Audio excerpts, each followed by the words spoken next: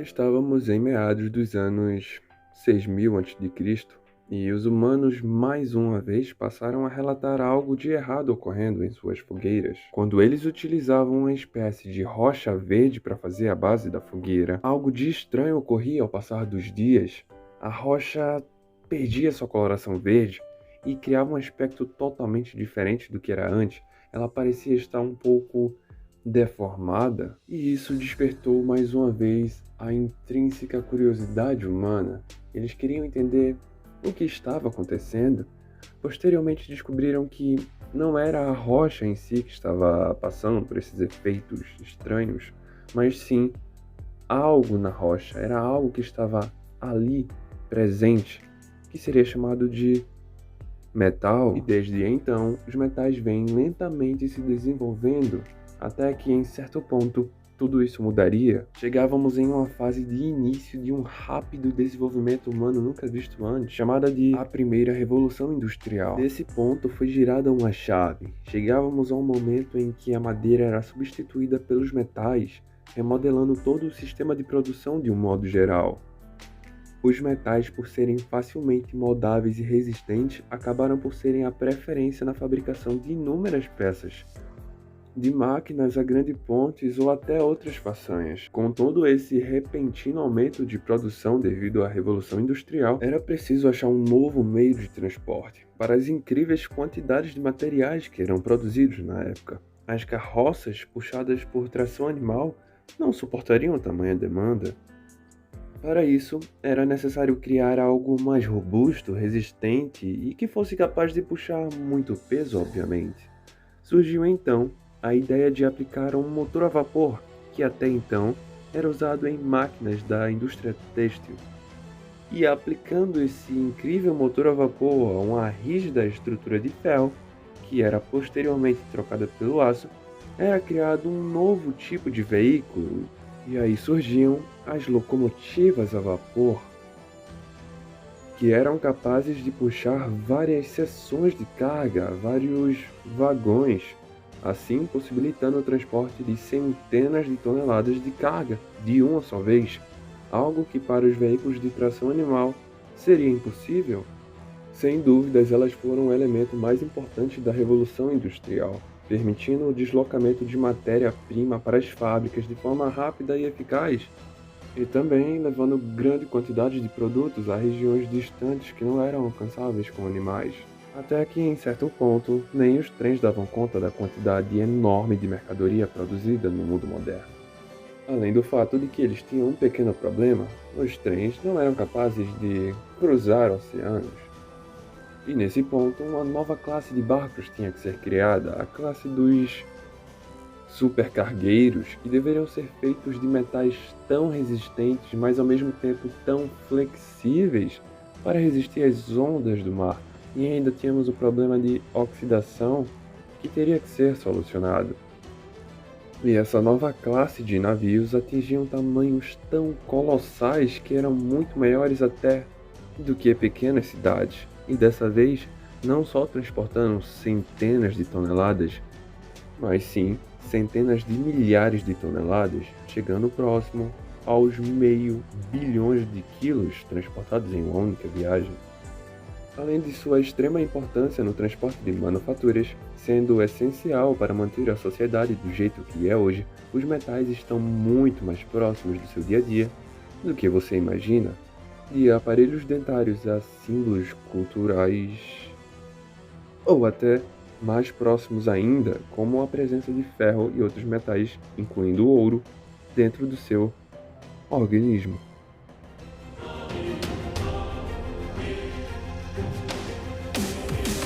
Oi, tudo bem com vocês? Eu me chamo Guilherme e faço parte do grupo Software de Materiais, composto por Marcos, Davi, Alisson, eu, Paulo, Kívia e Ricardo. Nesse vídeo iremos dar continuidade à nossa jornada, falando um pouco mais sobre materiais metálicos, suas características e aplicações, como eles apresentam no dia a dia. E vamos juntos nessa! Os materiais metálicos são substâncias inorgânicas compostas por um ou mais elementos metálicos e também podem contar com elementos não metálicos. Os metais têm uma estrutura cristalina, no qual os átomos estão arranjados de maneira ordenada, Eles, em geral, são bons condutores elétricos e térmicos. Quase todos os metais são mecanicamente resistentes, dúcteis e muitos mantêm a resistência mesmo em altas temperaturas. Pela metalurgia, os materiais metálicos são divididos em 3 grupos. Os ferrosos, que como o nome deixa explícito, são substâncias que contêm em sua maioria a presença do ferro, contendo também carbono e outros elementos. Os não ferrosos, que são ligas formadas por outros tipos de metais, como alumínio, cobre, níquel, zinco ou titânio. E por fim, temos os metais pesados, como o chumbo, zinco, mercúrio. São metais reativos, tóxicos e bioacumulativos, geralmente utilizados em baterias, lâmpadas, munições para artefatos bélicos e entre outros. Os metais são utilizados com frequência no nosso dia a dia. Quando vamos às compras, passar na rua, podemos ver inúmeras utilizações dos metais, tanto em carros, canteiros de obras, as portas e janelas e até os portões de nossas casas.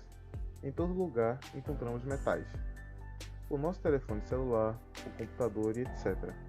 Até no supermercado encontramos metais, as latinhas de conserva, entre outros objetos que todos nós utilizamos. Se tentarmos imaginar as nossas vidas sem essas utilizações de metal, provavelmente não iríamos reconhecer as nossas casas, nem os nossos carros e por aí afora.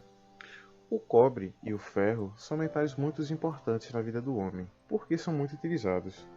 Outros metais importantes que se podem comparar com os anteriores, tornando-os mais resistentes e com probabilidades menores de haver corrosão, são, por exemplo, o zinco, o estanho, o berílio, o níquel e o crômio.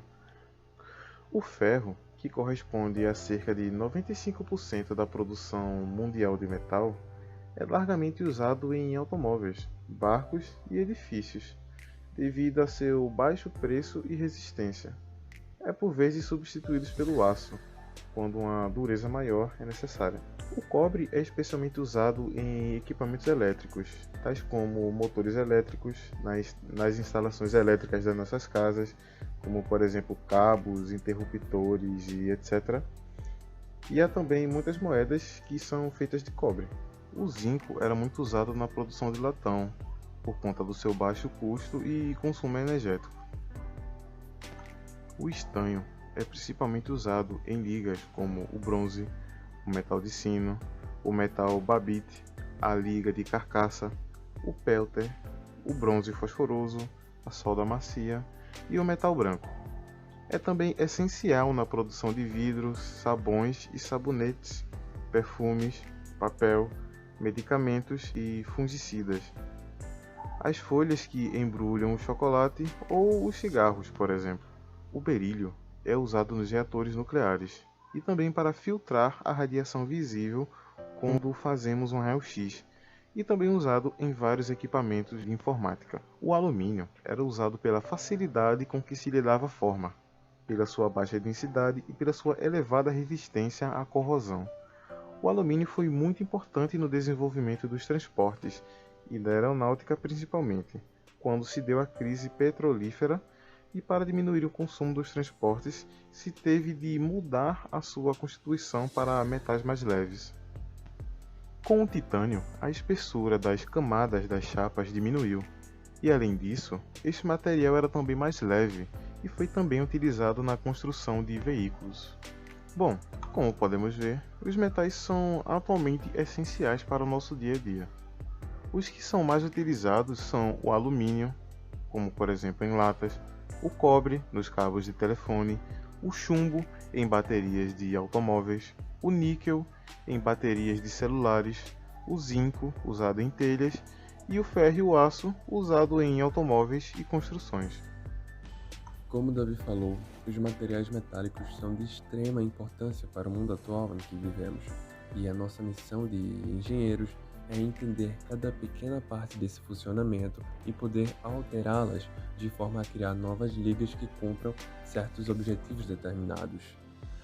Se você assistiu até aqui e gostou do vídeo, por favor, deixa o joinha e se inscreve no canal, tá?